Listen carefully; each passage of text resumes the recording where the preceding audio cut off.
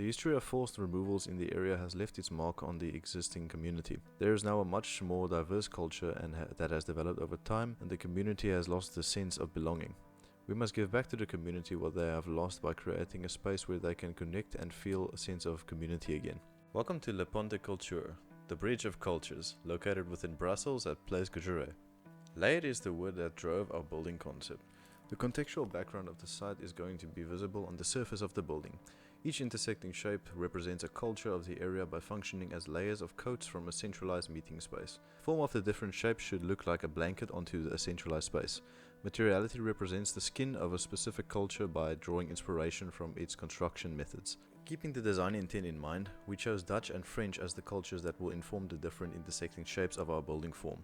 Dutch architecture are heavily inspired by neoclassical architecture used by the Romans, and French architecture are inspired by Gothic architecture, as it is very commonly used for churches in the country. We used architectural features from both styles, such as the highly detailed elements within Gothic architecture and the simplistic vertical nature of classical architecture. These elements are used and manipulated to take the shape of a postmodernistic building. To attract the inhabitants of the area, a postmodern architectural style building is designed that is strongly inspired by the French Gothic architecture and Dutch neoclassical architecture. This connects the users of the two cultures to their heritage in a creative way. To serve as a common meeting space, we've incorporated a cafeteria that is open to the public where people of any age can meet up. A skate park is added for the community who fancy sport, and this space could also be used to host competition events for funding the operation of the building. A framework is set out for new businesses to set up stands to sell goods or services.